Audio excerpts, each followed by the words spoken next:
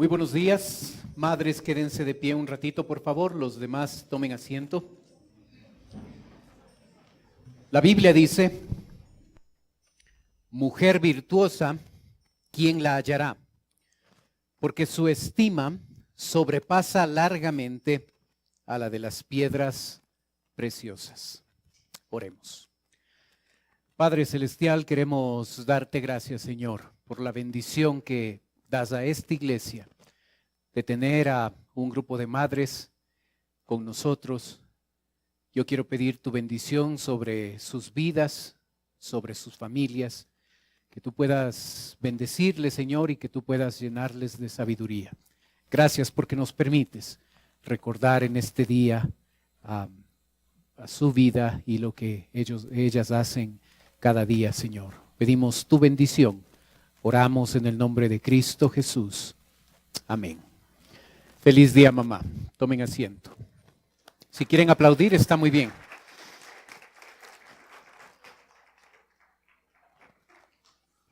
Job, capítulo 36 en su Biblia, por favor. Job, capítulo 36.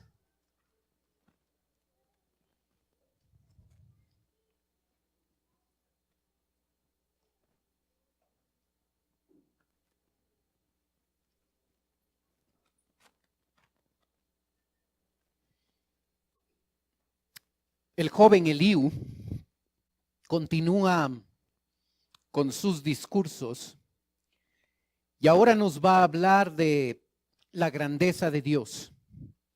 Aunque varios de los conceptos por parte de Eliú son correctos, la aplicación de él es equivocada porque está pensando que Job es una persona pecadora, cuando no lo es, no ha cometido un pecado que explique la situación difícil en la que él se está encontrando, en la que él se encuentra. Job 36 nos enseña 4 principios. Lo primero que Eliú quiere hacer a través de todo este capítulo es presentar defensa a Dios, defender nuevamente a Dios de Job y de otros. Y el verso 1 hasta el verso 4 dice, añadió Eliú y dijo, espérame un poco y te enseñaré, porque todavía tengo razones en defensa de Dios. Tomaré mi saber desde lejos y atribuiré justicia a mi hacedor, porque de cierto no son mentira mis palabras, contigo está el que es íntegro en sus conceptos. Porque todavía tengo razones en defensa de Dios. ¿Sabe? Un Dios todopoderoso no necesita defensa, menos de personas tan frágiles y débiles como nosotros. Pero ¿sabe? Eliú se pone en el trabajo de defender a Dios. Él dice que su defensa es veraz y completa. Dice, no son mentiras mis palabras. Es una defensa, según él, veraz.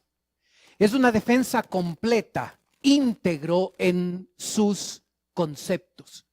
Este hombre tiene cierto problema con el orgullo porque él dice, contigo está el que es íntegro en sus conceptos. Está hablando de sí mismo. Y él presenta una defensa. Yo creo que Dios no necesita defensa de nosotros. O, para decirlo de manera diferente, si nosotros queremos defender a Dios, la mejor forma de defender a Dios es vivir vidas de santidad, vidas que le hagan quedar bien a nuestro Dios. Si nosotros queremos de veras defender a Dios, necesitamos que nuestra vida sea congruente con lo que creemos, con lo que decimos. Una vida de obediencia, una vida de santidad es la mejor defensa que nosotros podemos presentar de Dios si queremos ponernos en el papel de defender a Dios. Eliú habla de la disciplina de Dios Y desde el versículo 5 hasta el 15 va a hablar de detalles relacionados con la disciplina de Dios. En esa disciplina que Dios ejecuta en la vida de los creyentes, debemos darnos cuenta de que Dios no desprecia a nadie. Versículo 5. He aquí que Dios es grande, pero no desestima a nadie. Es poderoso en fuerza de sabiduría. Cuando nosotros experimentamos la disciplina de Dios, debemos darnos cuenta que Él no desestima a nadie. No es que Dios tiene sus favoritos y aquellos que no le caemos muy bien nos da más fuerte con su disciplina, y aquellos que le caen bien entonces es más suave con la disciplina. No es así. Dios no desestima a nadie. Dios es justo en su disciplina.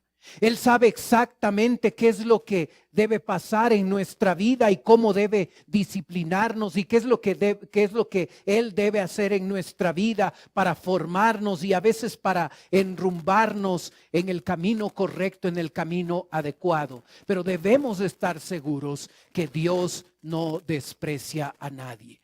Usted y yo, cuando estamos en medio de la disciplina, en medio del castigo, podemos llegar a pensar: no es que solo a mí me pasa, es que Dios se ha tomado conmigo esto, es que Dios solo conmigo me aflige y manda problemas, y otros no experimentan cosas así. Dios solo a mí me está afectando. Dios no desestima a nadie. Dios es un Dios poderoso.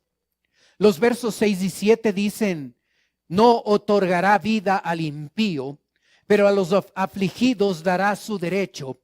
No apartará de los justos sus ojos, antes bien con los reyes los pondrá en trono para siempre y serán exaltados.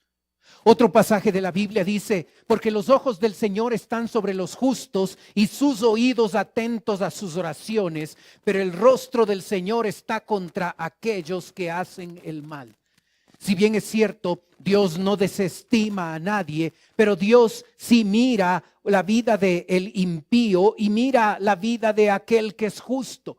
Y cuando Él trata a aquellos que son justos, sus ojos están sobre los justos, sus oídos están atentos a sus oraciones.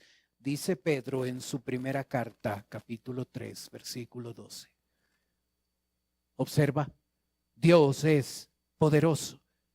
Dios sí tiene cuidado de aquellos que están sufriendo, que están siendo disciplinados. Sus ojos están sobre los justos y sus oídos están atentos a sus oraciones. Pero el rostro del Señor está en contra de aquellos que hacen el mal. Dios disciplina al pecador. Los versos 8 al 10 nos muestra la disciplina de Dios y nos muestra el propósito de Dios a través de la disciplina.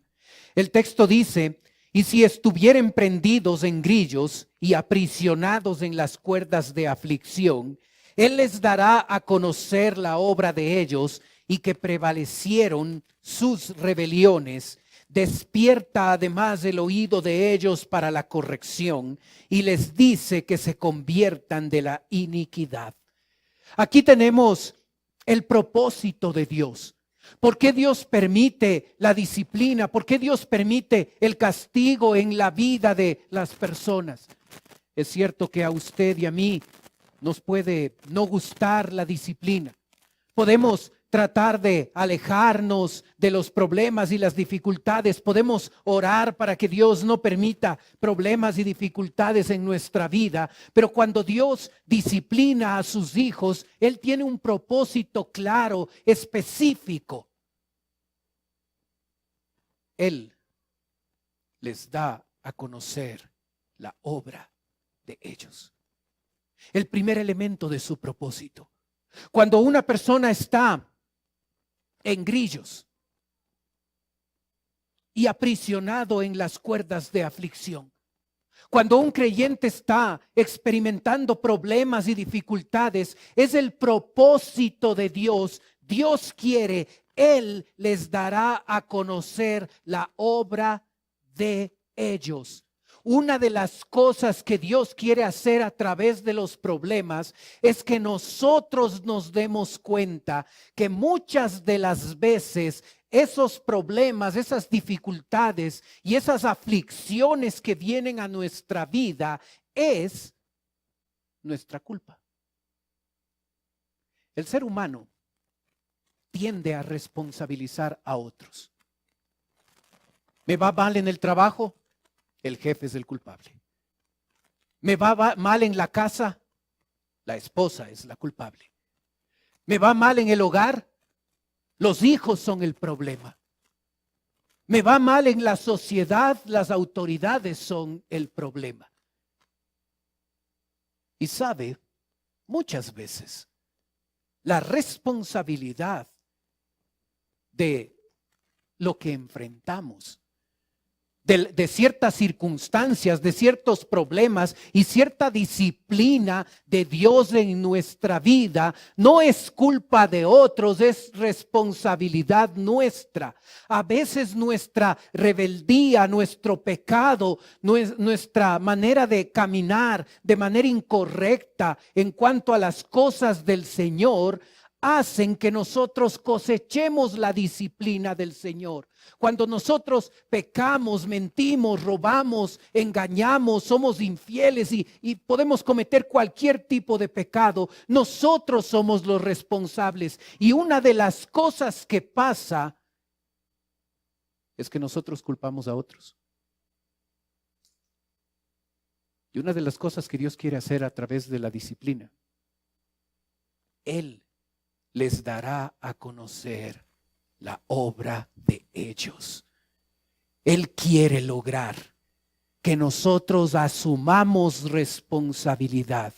Y algunas de las cosas que nos pasan no es un problema de los jefes, de los cónyuges, de los hijos, de las autoridades.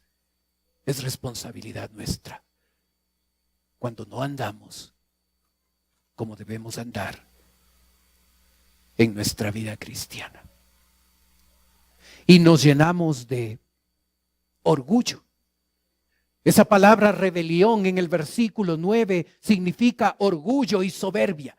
Y a veces en medio de los problemas y las dificultades nos envuelve el orgullo y la soberbia, y ahí es mucho más difícil que nosotros lleguemos a responsabilizarnos por lo que nosotros mismos hemos generado.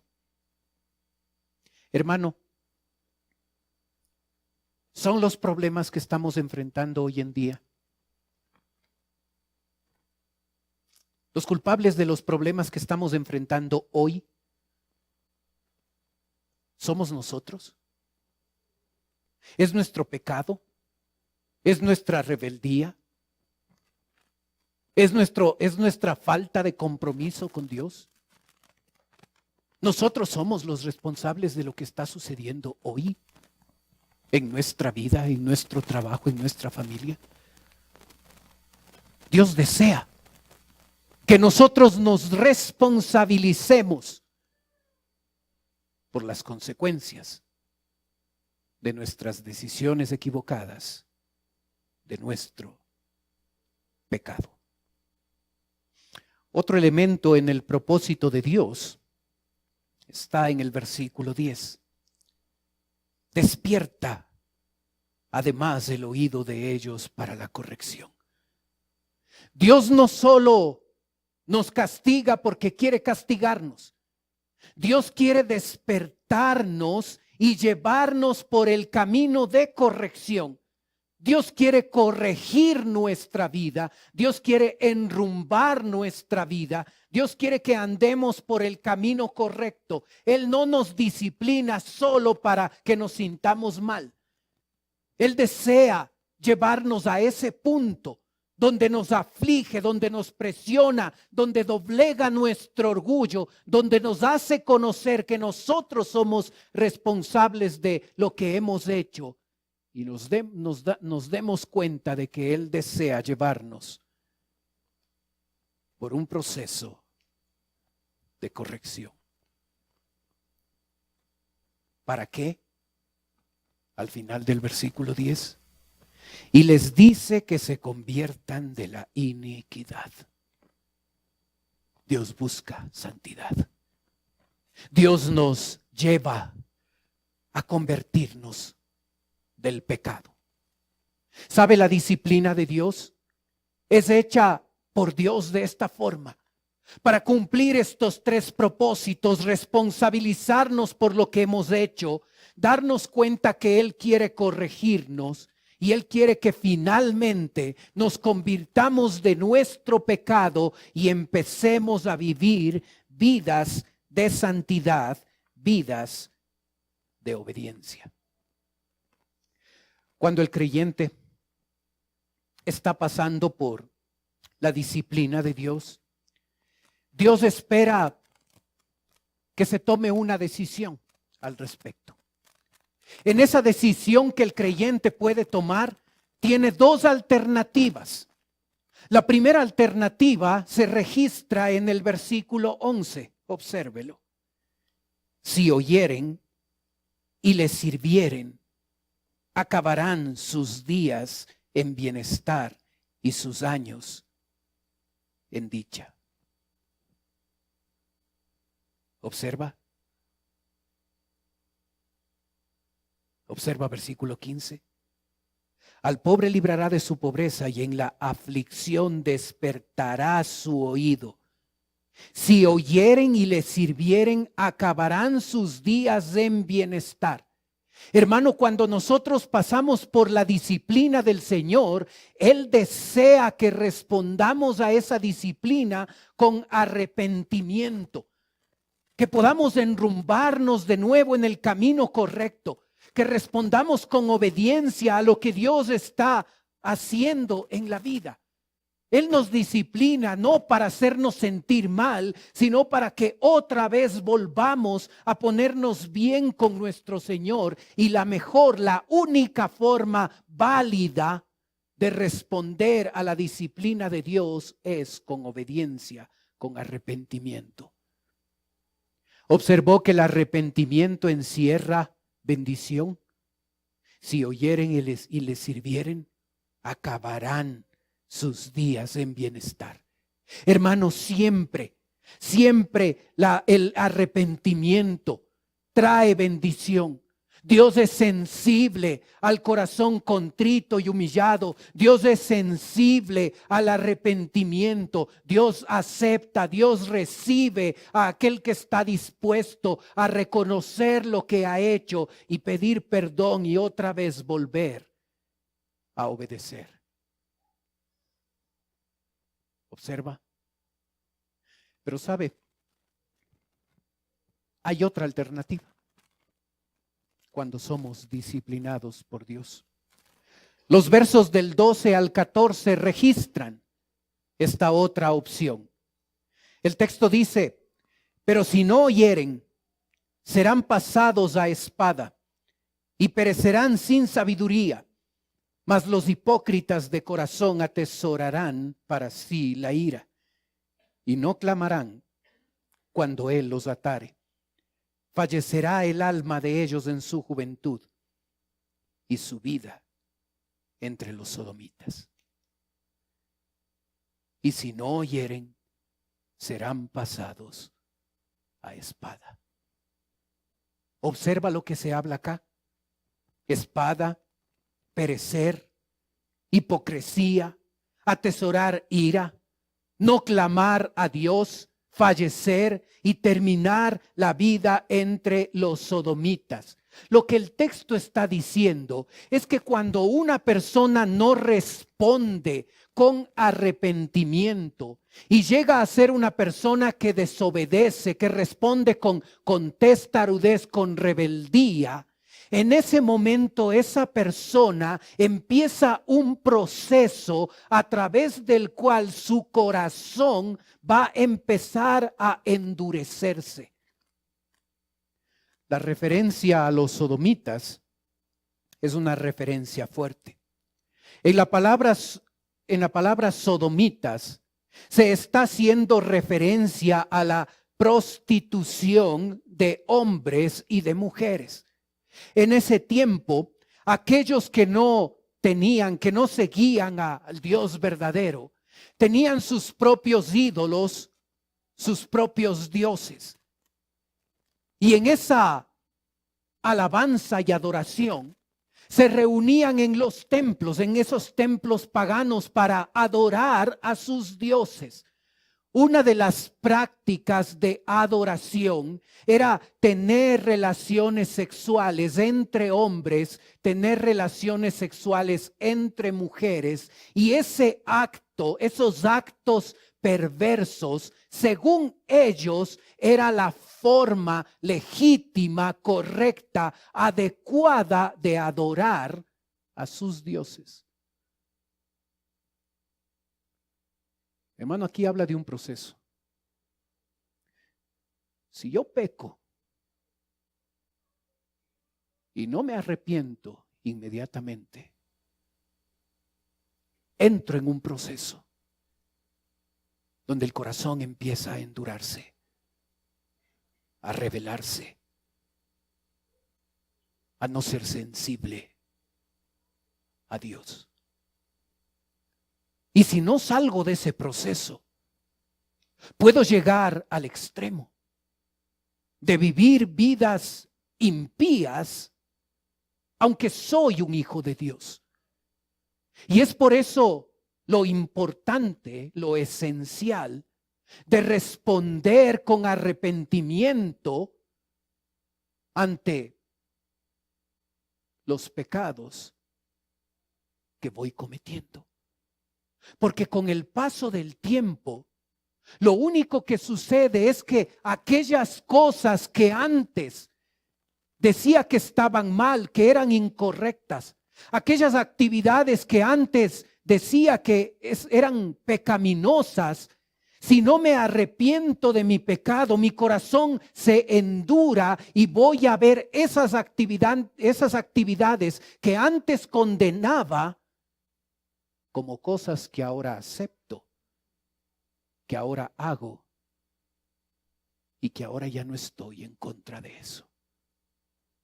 Hermano, es muy peligroso cuando nosotros no nos arrepentimos de nuestro pecado. En el momento en que pecamos, es en ese instante en el que hay que confesar a Dios. En ese instante hay que decirle a Dios lo que hemos hecho. No hay que esperar horas, mucho menos días, semanas, años. No hay que hacerlo.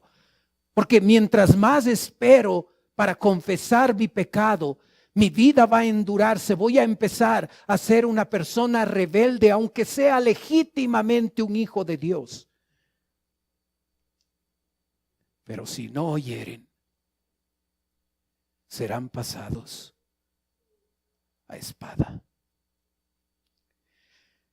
En la pantalla tiene una cita de Hebreos 12, donde dice: y habéis ya olvidado la exhortación que como a hijos se os dirige, diciendo: Hijo mío, no menosprecies la disciplina del Señor, ni desmayes cuando eres reprendido por Él. Porque el Señor al que ama disciplina y azota a todo el que recibe por hijo. Observe el texto. El texto muestra dos respuestas equivocadas ante la disciplina del Señor: menospreciar o desmayar. Cuando viene la disciplina de Dios y yo respondo con menosprecio, yo digo: nada va a pasar, soy salvo, no voy a perder la salvación, Dios es amor, Dios me va a ayudar, no importa que esté haciendo esto equivocado. Y llego a menospreciar la disciplina en mi vida. La otra respuesta equivocada es desmayar. Yo no sabía que esto de la vida cristiana era tan difícil. Nadie me lo dijo. Nadie me advirtió. Nadie dijo que la vida iba a ser complicada y mantener una posición de santidad iba a hacer que otros se opongan. Nadie me advirtió que la vida cristiana iba a ser difícil. Ya no quiero saber nada más de esto. Ya no quiero saber más de la Biblia de Dios. Ya quiero irme de este lugar. Y empezamos a desmayar en nuestra vida espiritual. Dos respuestas equivocadas, tal y como Job 36 nos muestra. Y cuando nosotros somos disciplinados por Dios, y la palabra exacta es esa, disciplinado, no es castigo. El castigo es una parte de la disciplina. La disciplina trata de generar en nosotros una estructura de comportamiento, reglas claras a través de las cuales adecuamos nuestra vida y vivimos acorde a esas reglas. Y Dios dice, porque el Señor al que ama disciplina. Hermano, es una expresión de amor, del amor perfecto de Dios, la disciplina. Puede ser que a nosotros no nos gusta. Puede ser que nosotros nos rebelamos ante eso. Puede ser que nosotros nos quejamos de los problemas y las dificultades que vienen a nuestra vida. Pero eso no cambia el hecho de que cuando Dios nos disciplina, Dios está expresando su amor. Porque el Señor, al que ama, disciplina y azota. Qué interesante lo que el escritor tiene en la mente cuando escoge esa palabra azotar. Está pensando en cuerdas de cuero y en esas cuerdas, en todo ese largo de esas cuerdas de cuero están metidas pedazos de metal. Y azota a todo el que recibe por hijo. A todo. No a algunos, no a la mayoría. A todo. Y puede ser dolorosa la disciplina de Dios. Y puede ser difícil la disciplina de Dios. Pero al final da fruto apacible de justicia. Dios desea producir santidad en nuestra vida.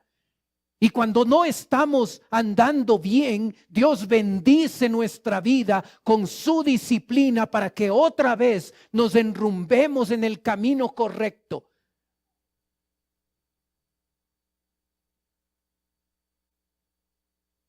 Tú puedes responder con obediencia.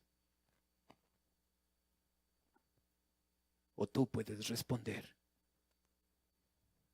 con desobediencia. Con arrepentimiento o con rebeldía. Hay solo dos maneras de responder. La mejor es con arrepentimiento. Y si estás pasando, hermano, por un momento de disciplina de parte de Dios, es importante que tú y yo decidamos correctamente. O con obediencia o con desobediencia. O con arrepentimiento o con rebeldía. Hay dos opciones, solo la una es la correcta, la que transformará tu vida.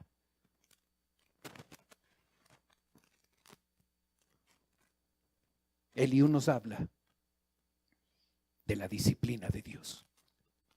Eliú nos habla de la ayuda de Dios en los versículos 16 al 21.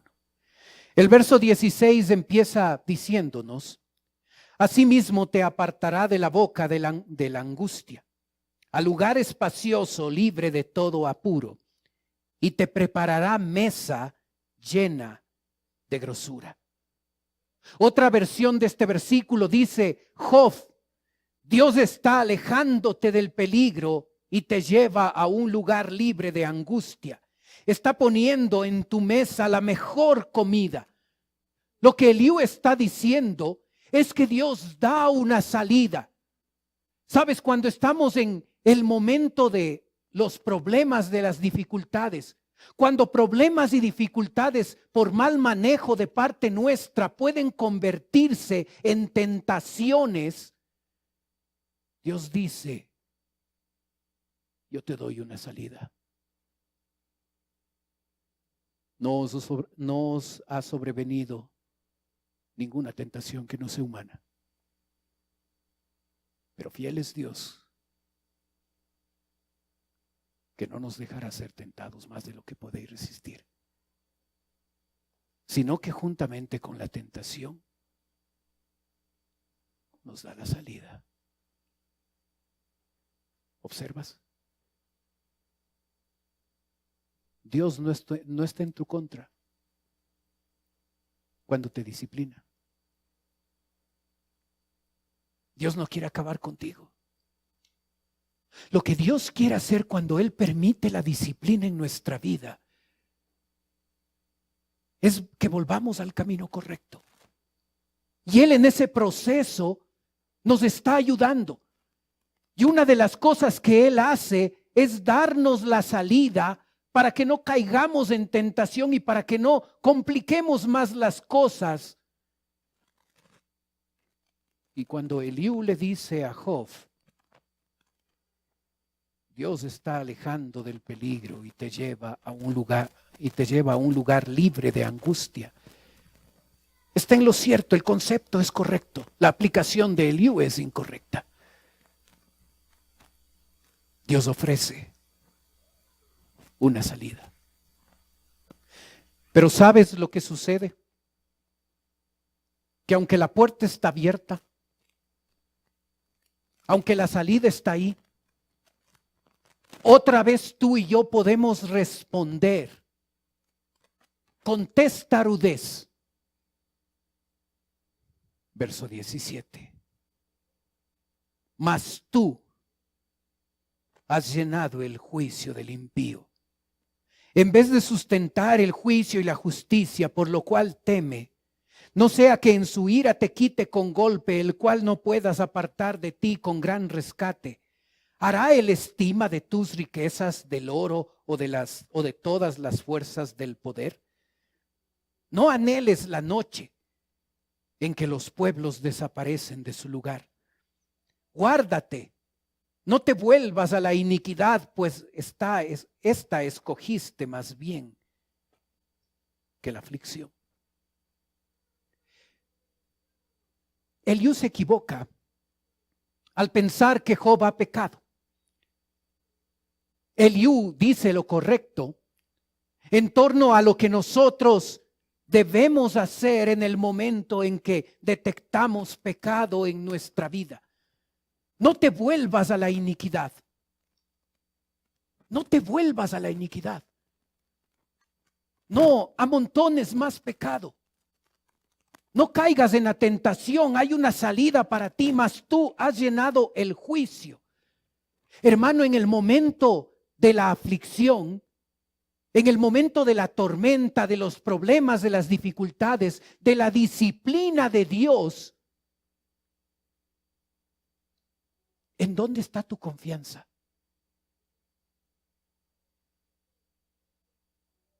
Piénsalo por un momento. No hablemos desde la teoría.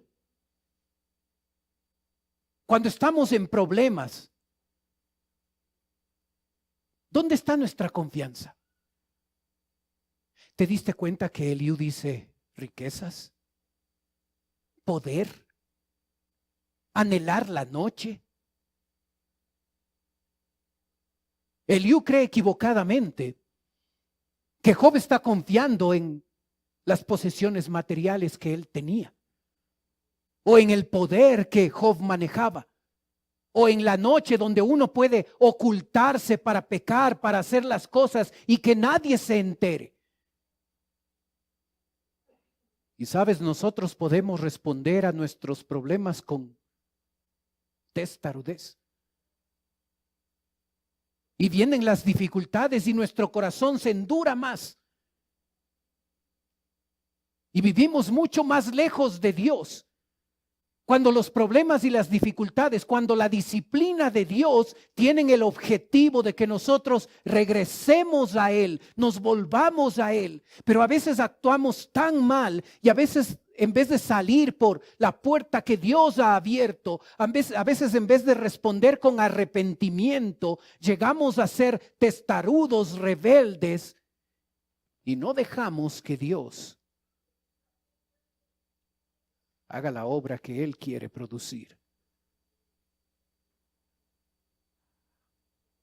a través de esos problemas. Guárdate, no te vuelvas a la iniquidad, pues esta escogiste. Hermano, ¿cómo es nuestra vida? ¿Cómo es tu vida? Cuando tú pasas por un problema, por una dificultad. Puede ser que hoy estés pasando por algo difícil.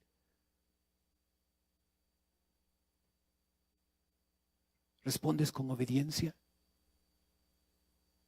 ¿Con arrepentimiento? ¿O llegamos a volvernos testarudos, rebeldes? ¿Cómo respondemos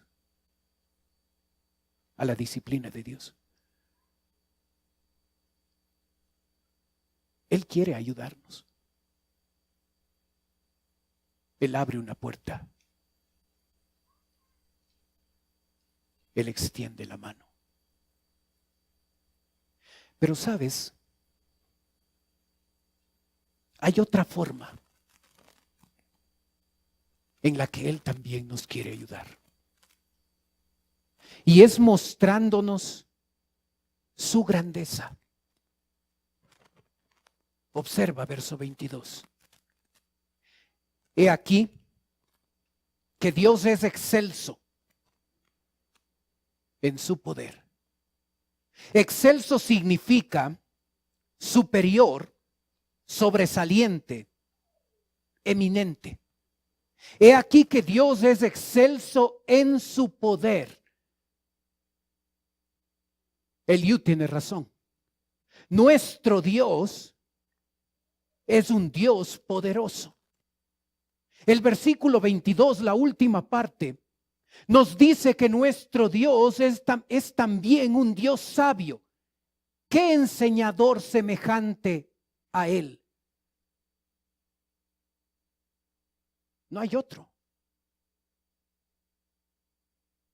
Es inigualable, nadie le puede enseñar. Nadie le puede dar una clase de capacitación a Dios. Dios se las sabe todas, es sabio. Dios es poderoso y Dios es sabio. Verso 23, Dios es incuestionable. ¿Quién le ha prescrito su camino? ¿Y quién le dirá, has hecho mal? ¿Quién le ha prescrito, quién le ha ordenado su camino? ¿Y quién le dirá, has hecho mal? Dios es un Dios incuestionable, Él no se equivoca. Tristemente, nosotros los seres humanos nos atribuimos un rol que no nos pertenece y llegamos de cuando en cuando a cuestionar lo que Dios hace. Y cuando pasa algo en nuestra vida, nos quejamos. Nos quejamos de otros y nos quejamos de Dios. Dios, ¿por qué haces esto en mi vida? ¿Por qué permites esto? Ahora que estoy acercándome a ti, ahora que estoy viviendo mejor mi vida cristiana, ¿por qué permites que pasa esto? ¿Qué estás haciendo? ¿Por qué te equivocaste?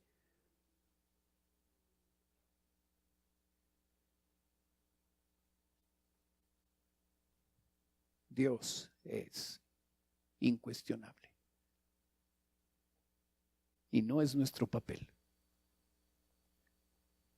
cuestionar lo que Él hace. Sabes, en vez de cuestionar a Dios, lo que tú y yo deberíamos hacer es responder adorándole a Él. Verso 24.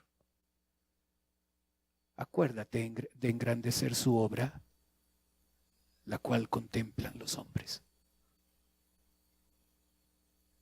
Acuérdate.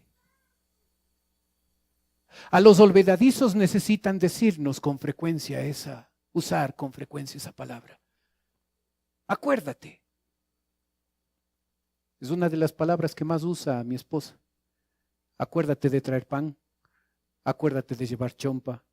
Acuérdate de no olvidarte de comprar esto, y me manda la lista para... Los olvidadizos escuchamos con frecuencia esa palabra, acuérdate. Y sabes, nosotros los creyentes olvidadizos necesitamos que se nos recuerde no olvidarnos de engrandecer su obra. Porque a veces cantamos y no estamos adorando a Dios. Es más importante otras cosas en las que estamos pensando. O otras cosas por las que vibra o suena el celular. Y a veces cantamos y no alabamos a Dios. A veces oramos y no estamos alabando a Dios, estamos dándole a Dios nuestra lista de peticiones. Y a veces algunas de las cosas cristianas que hacemos, en esas cosas no estamos alabando a Dios. Y en vez de quejarnos por lo que sucede, en vez de cuestionarle a Dios de por qué Él nos disciplina y no nos ayuda, deberíamos llegar a recordar que Él necesita ser alabado, Él necesita ser adorado, Él necesita ser reconocido como un Dios grande entre nosotros, aun cuando no entiendo lo que me pasa, aun cuando estoy en medio del dolor y el sufrimiento, aun cuando yo puedo pensar esto no me merezco que me pase a mí. Aún ahí tu Dios necesita tu adoración porque Él es grande y porque Él sabe lo que está haciendo.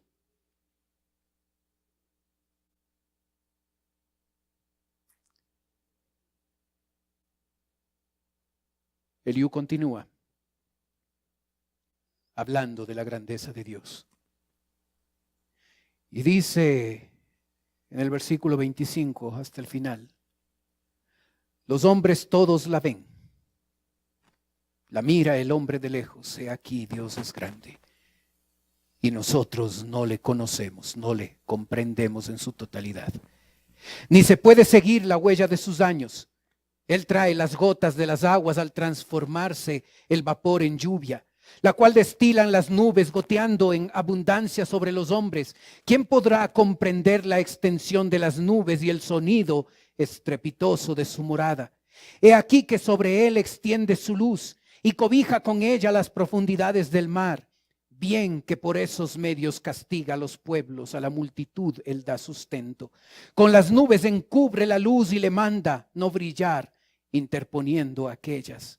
El trueno declara su indignación y la tempestad proclama su ira contra la iniquidad.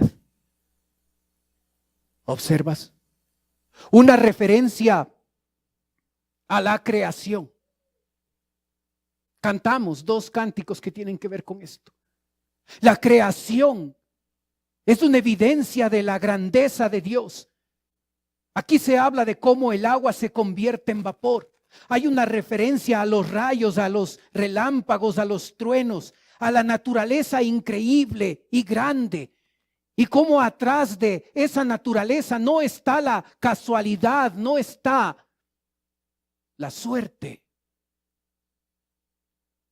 Está la grandeza de un Dios creador.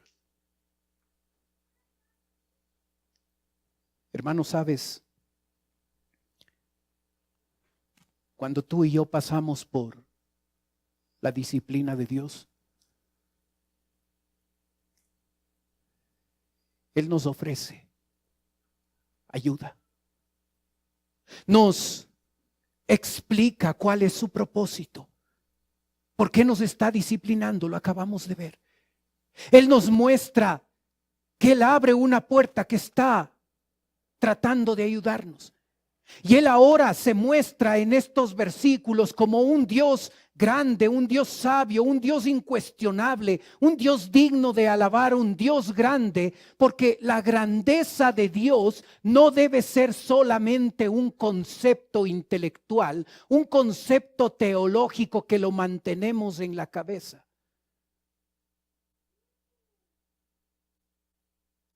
La grandeza de Dios me puede ayudar mucho a la hora de pasar por problemas y dificultades. Cuando el apóstol Pablo, en la carta a los Corintios, estaba listando las cosas tremendas que él tuvo que vivir, él habló de naufragio, de apedreamiento,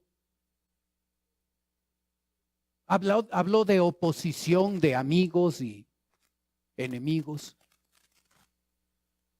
habló de azotes, habló de cosas difíciles que probablemente tú y yo no lleguemos a experimentar. Y cuando él habla de todas esas cosas difíciles en su vida, él dice, pero esta leve tribulación momentánea. ¿Cómo alguien azotado 39 veces puede llamar leve tribulación momentánea? ¿Cómo alguien apedreado, dejado por muerto, puede decir leve tribulación momentánea? ¿Cómo alguien que casi naufraga puede decir leve tribulación momentánea? ¿Sabes cuando nosotros pasamos por cosas difíciles? Más grande que nuestros grandes problemas es nuestro Dios. Y Él nos va a ayudar. Y cuando yo creo en la grandeza de Dios, no como un concepto teórico, sino lo creo en verdad, puedo llamar a esos grandes problemas con los que luchamos leve tribulación momentánea. Porque no importa qué tan grande es tu crisis, Él es más grande. ¿Quién como nuestro Dios? Así es que cuando tomo el concepto de la grandeza de Dios y hago de ese concepto más que un concepto intelectual y empiezo a confiar en Dios en esos momentos difíciles de la vida, ¿quién como nuestro Dios? No hay nadie. Y por eso, en medio del dolor, puedo alabarle, puedo agradecerle, puedo adorarle. Oremos.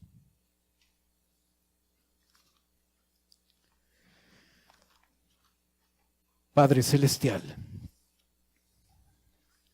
gracias Señor por la bendición de poder estudiar tu palabra. Señor, en medio de los problemas, qué bueno que es recordar que tú tienes un propósito. Tú no has permitido que pasen esas cosas solo por hacernos sufrir. Gracias por tu propósito a través de tu disciplina, a través del dolor. Gracias por la ayuda siempre ofrecida de tu parte. Gracias, Padre, porque nos recuerdas que tú eres un Dios grande. Y Señor, tenemos que aceptar delante de ti que cuando nos vemos a nosotros mismos responder, reaccionar a los problemas que tenemos, a veces parece que no creemos en un Dios grande. ¿Quién como tú, Señor? Ayúdanos a responder con obediencia, con arrepentimiento, con fe en ti, dejándonos corregir, dejándonos moldear a través de las circunstancias difíciles. Gracias, Señor, porque aún en medio del dolor, tú quieres nuestro bien. Mientras usted sigue orando, por favor. Puede ser que esta mañana nos está visitando alguien por primera vez. Y si ese es su caso, y usted quiere permitirnos orar por usted, mientras los demás tienen sus ojos cerrados, usted puede levantar su mano. Con eso me está diciendo: pastor, vengo por primera vez. Ore por mí. ¿Hay alguien así esta mañana?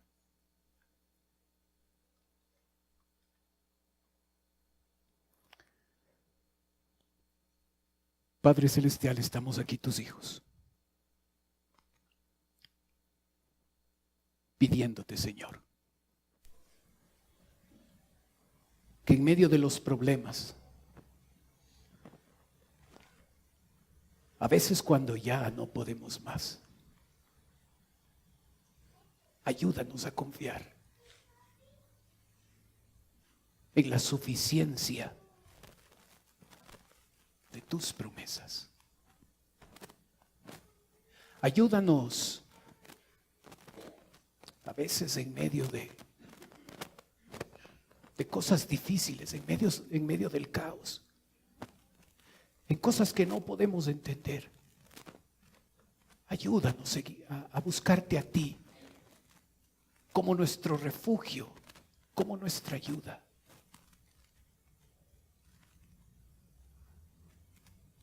Ayúdanos a darnos cuenta que a través de esos problemas tú estás tratando de perfeccionarnos, de transformarnos. Pedimos tu bendición. Oramos en el nombre de Cristo Jesús. Amén. Puestos de pie, cantemos, por favor.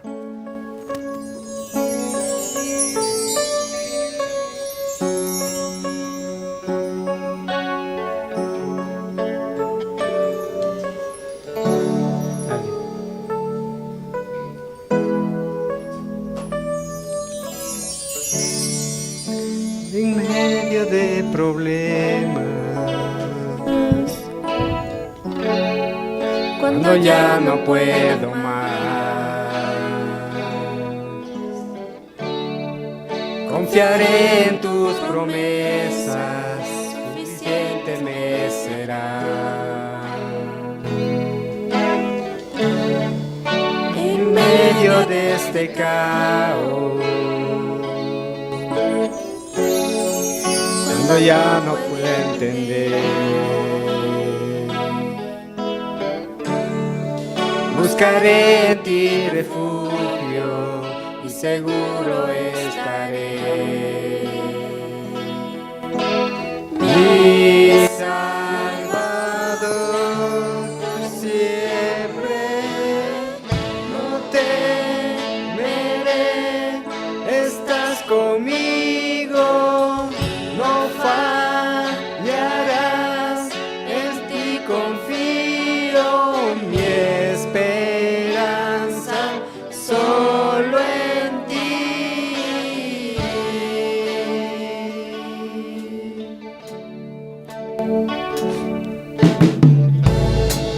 Quebrantada en el silencio, puedo oír tu susurrar. No estás solo en tus problemas, contigo siempre voy a estar. Mi Salvador, siempre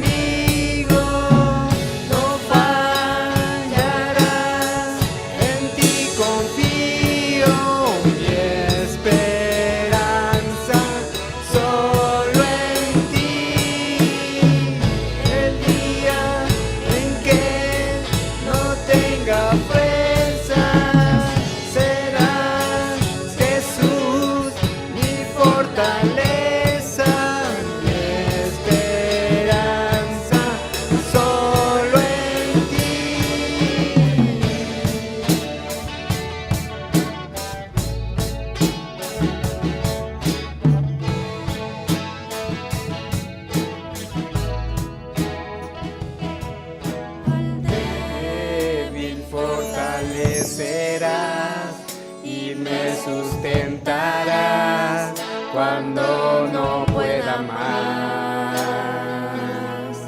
La cruz me llama a confiar, tu amor es sin igual, siempre me saciará.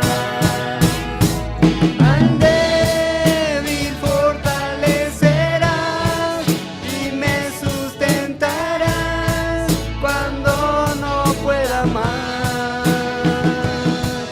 La cruz me llama a confiar, tu amor es sin igual, siempre me saciará. No temeré, estás conmigo, no fallarás, estás confío, mi esperanza solo en ti. El día en que no tenga fuerzas, serás Jesús mi fortaleza, mi esperanza solo en ti, mi esperanza solo en ti, mi esperanza solo en ti.